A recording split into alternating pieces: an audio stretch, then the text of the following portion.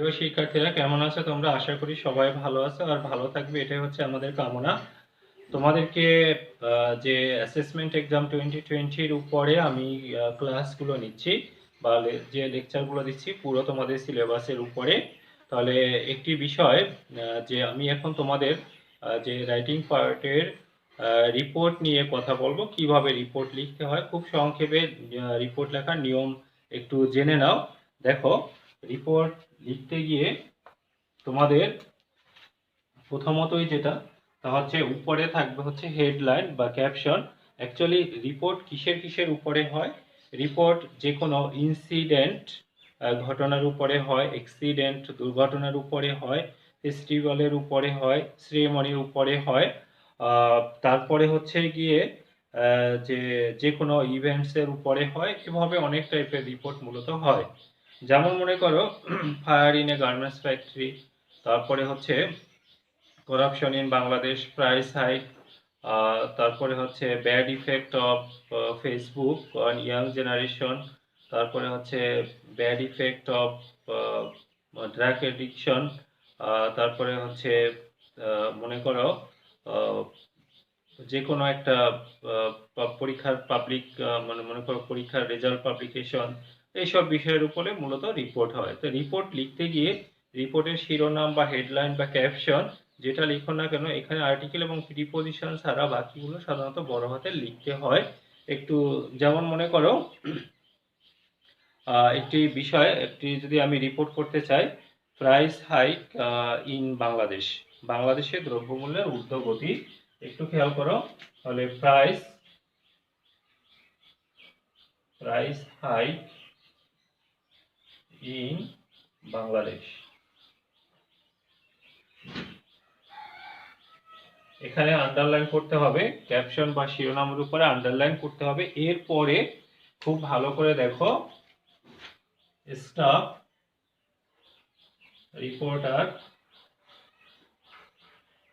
Staff reporter কমা, তারপরে হচ্ছে স্থান, মনে করো ঢাকা,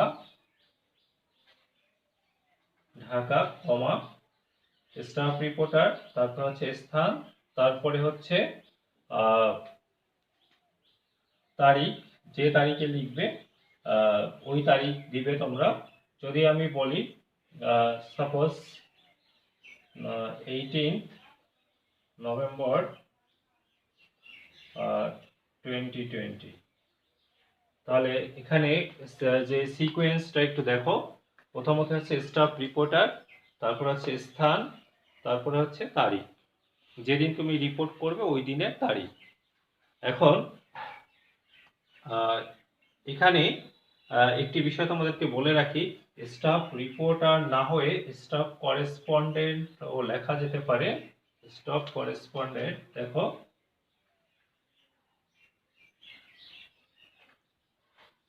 স্টাফ করেসপন্ডেন্ট, তাহলে স্টাফ করেসপন্ডেন্ট অথবা কি স্টাফ রিপোর্টার, অথবা শুধুমাত্র রিপোর্টারের নামও লেখা যেতে পারে।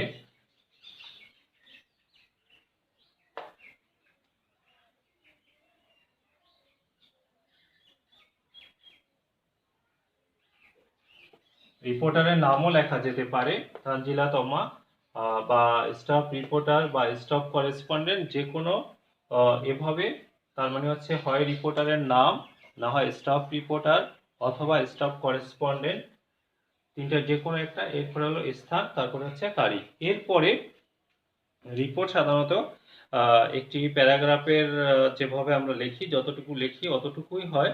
তবে প্যারাগ্রাফ তোমরা জানো একটা অনুচ্ছেদের মধ্যেই লিখতে হয়, প্যারা করতে হয় না, কিন্তু রিপোর্টে প্যারা করা যাবে। রিপোর্ট করার সময় সবচেয়ে গুরুত্বপূর্ণ যে বিষয়টা তা হচ্ছে যে রিপোর্ট করতে গিয়ে রিপোর্টার কখনো তার ব্যক্তিগত মতামত দিতে পারবে না। খুব ভালো করে খেয়াল করো, রিপোর্টার কখনোই তার ব্যক্তিগত মতামত দিতে পারবে না। যেমন রিপোর্টার বলতে পারবে না যে এই সড়ক দুর্ঘটনার জন্য মূলত ওখানকার দায়িত্বরত পুলিশ সদস্যরাই দায়ী, এটা বলতে পারবে না। তাহলে কি বলতে পারবে? যে প্রত্যক্ষদর্শীরা মনে করে বা স্থানীয় জনগণ মনে করে এই সড়ক দুর্ঘটনার জন্য ওখানকার দায়িত্বরত পুলিশ সদস্যরাই দায়ী, এভাবে বলতে হবে। তার মানে রিপোর্টার কখনোই তার ব্যক্তিগত মতামত দিতে পারবে না। আরেকটি বিষয় খেয়াল রাখতে হবে, রিপোর্ট সবসময় ইনডিরেক্ট ন্যারেশনে হয়, ডিরেক্ট ন্যারেশনে হয় না। যেমন শেখ হাসিনা বলেন, আমি যে কোনো মূল্যে বাংলাদেশের সন্ত্রাস দূর করব। অ্যাকচুয়ালি এভাবে রিপোর্টে লেখা যাবে না। তাহলে কি লিখতে হবে যে প্রধানমন্ত্রী শেখ হাসিনা বলেন যে তিনি যে কোনো মূল্যে বাংলাদেশের সন্ত্রাস দূর করবেন। তাহলে রিপোর্টে কখনো ডিরেক্ট ন্যারেশনের ব্যবহার করা যাবে না। রিপোর্টে কখনো রিপোর্টার তার ব্যক্তিগত মতামত দিতে পারবে না। রিপোর্ট একাধিক অনুচ্ছেদে মানে প্যারা হতে পারে, কিন্তু রিপোর্ট হতে হবে প্যারাগ্রাফের মতোই, মানে এতখানি লেখা, এর চেয়ে সাধারণত বেশি লেখা যাবে না। তাহলে এই বিষয়গুলো তোমাকে মাথায় রেখে রিপোর্ট করতে হবে। আমি আরেকবার বলে দিচ্ছি, প্রথমত শিরোনাম বা ক্যাপশন বা হেডলাইন, যেখানে আর্টিকেল প্রিপজিশন ছাড়া সবগুলো বড় হাতের লিখতে হয়।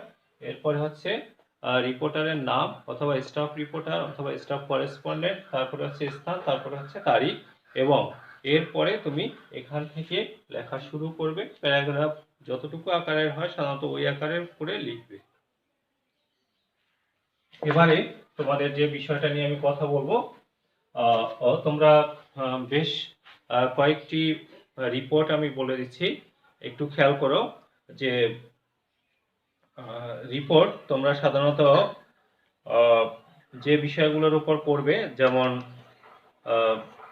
Bad effect of Facebook on young generation, bad effect of drug, তারপরে হচ্ছে গিয়ে করাপশন ইন বাংলাদেশ, তারপরে হচ্ছে fire on a garments factory, তারপরে হচ্ছে এইচএসসি রেজাল্ট পাবলিকেশন। এভাবে কয়েকটি রিপোর্ট তোমরা প্র্যাকটিস করবে। এরপরে যে বিষয়টা নিয়ে তোমাদের সাথে কথা বলবো তা হচ্ছে অ্যাপ্লিকেশন। কি অ্যাপ্লিকেশন? অ্যাপ্লিকেশন একটু খেয়াল করো। অ্যাপ্লিকেশন মূলত তোমরা নিয়ম জানলেই পারবে। যে কোনো অ্যাপ্লিকেশন তোমরা তখনই পারবে যখন তোমরা নিয়ম জানবে। তাহলে অ্যাপ্লিকেশনের নিয়ম আসলে বলে দিচ্ছি, একটু দেখো। প্রথমতই তারিখ, মনে করো 18 নভেম্বর 2020, 18 নভেম্বর 2020। তারপরে আসো যার বরাবর রিপোর্ট অ্যাপ্লিকেশন লিখবে, এখানে এখানে তোমাদের কি থাকবে, মার্জিন থাকবে। এখানে মার্জিন থাকবে। মার্জিনের পরে তোমাকে কি করতে হবে, এখানে হচ্ছে তারিখ, তারিখের পরে হচ্ছে গিয়ে যার বরাবর লিখবে। যেমন মনে করো দ্য প্রিন্সিপাল,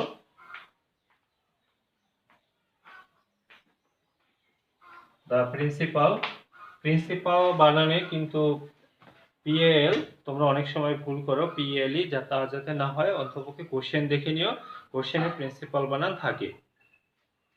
এরপরে হচ্ছে যে প্রতিষ্ঠানের প্রিন্সিপাল, আমি এখানে এক্স কলেজ দিলাম, এক্স কলেজ। তারপরে এই কলেজের ঠিকানা, মনে করো বাড়িধারা, বাড়িধারা ঢাকা, বাড়িধারা ঢাকা। তারপরে আসো সাবজেক্ট,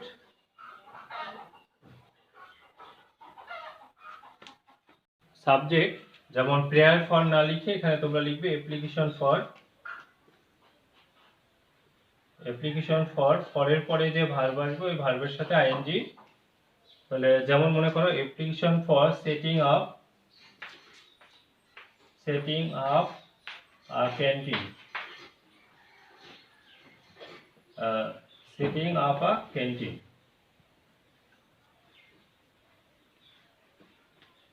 এখানে এরপরে তোমাকে এখানে লিখতে হবে স্যার অথবা ডিয়ার স্যার, এটাকে স্যালুটেশন বলে। স্যার বা ম্যাডাম যেটাই হোক, কমা দিয়ে তুমি শুরু করবে। এবং একদম এখানে body of the application, body of the application, এরপরে এখানে এসে yours, your most obedient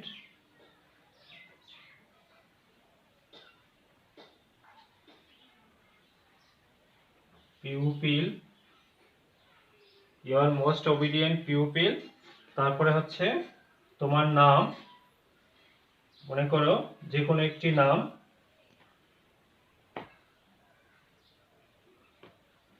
Shakib, role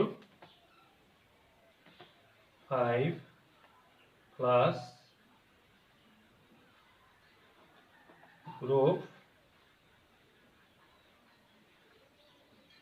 group science,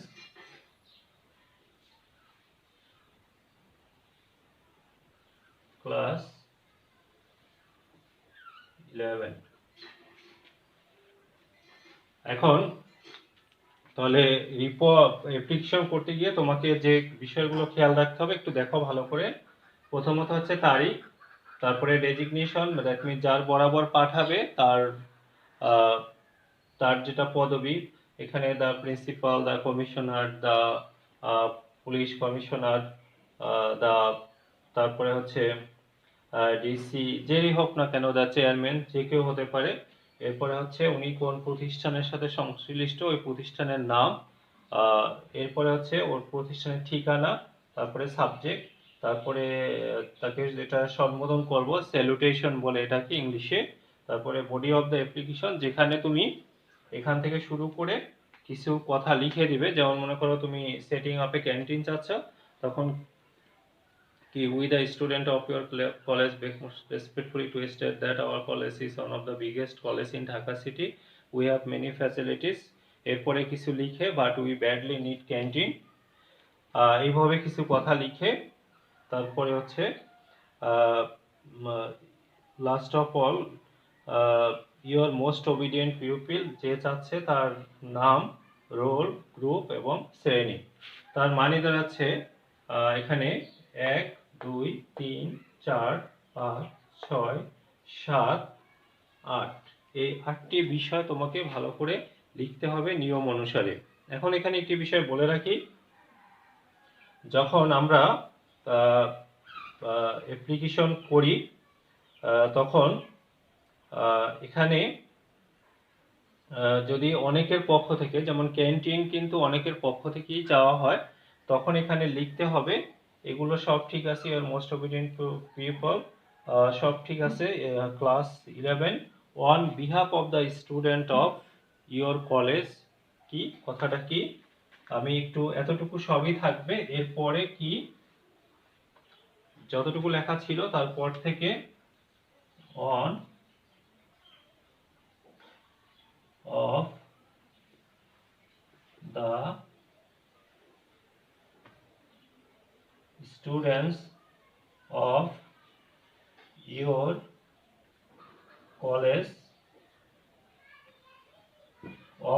college অথবা of X কলেজ, এভাবে লিখতে হয়।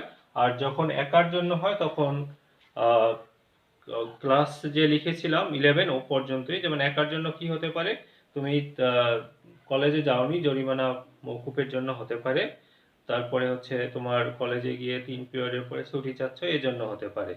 তাহলে আশা করি অ্যাপ্লিকেশনের যে ফরম্যাট এটা তোমরা বুঝতে পেরেছো, এই অনুসারে তোমরা অ্যাপ্লিকেশন প্র্যাকটিস করবে। কিছু অ্যাপ্লিকেশনের কথা বলে দিচ্ছি, যেমন মনে করো setting up a canteen, debating club, common room facilities increase, তারপর হচ্ছে লাইব্রেরি ফ্যাসিলিটিস বাড়ানোর জন্য, তারপর হচ্ছে মাল্টিমিডিয়া ক্লাসরুমে ব্যবহারের জন্য। এভাবে মোটামুটি তোমরা এই অ্যাসেসমেন্ট এক্সামের জন্য শুধু কলেজের প্রিন্সিপালের কাছে কিছু অ্যাপ্লিকেশন প্র্যাকটিস করবে এই নিয়মে। তোমরা যে বিষয় তোমাদের সাথে যে বিষয় নিয়ে আমি কথা বলবো তা হচ্ছে প্যারাগ্রাফ তোমাদের এসএসসি লেভেল থেকেই করে আসো। প্যারাগ্রাফ এক প্যারায় লিখতে হয়, এটা তোমরা সবাই জানো। আর প্যারাগ্রাফের উপরে যে নাম লিখবে, আর্টিকেল এবং প্রিপজিশন ছাড়া সবগুলো ক্যাপিটাল লেটার দিয়ে শুরু করবে। তাহলে প্যারাগ্রাফ, কয়েকটি প্যারাগ্রাফ আমি বলে দিচ্ছি যেগুলো তোমরা এই অ্যাসেসমেন্ট এক্সামের জন্য প্র্যাকটিস করবে। দেখো, on environment pollution,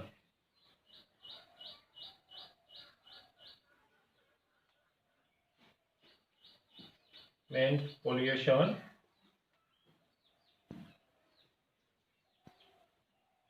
environment pollution, 2 traffic jam,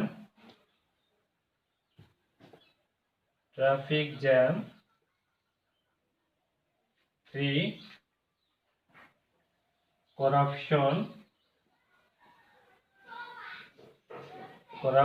in Bangladesh.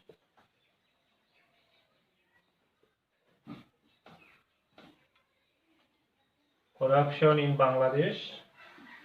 4 corruption in Bangladesh. 4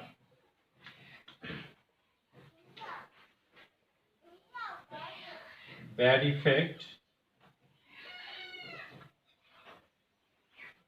effects of Facebook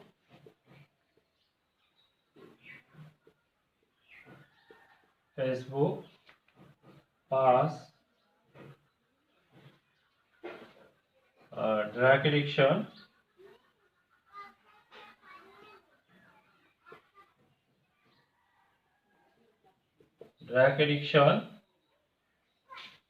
ছয়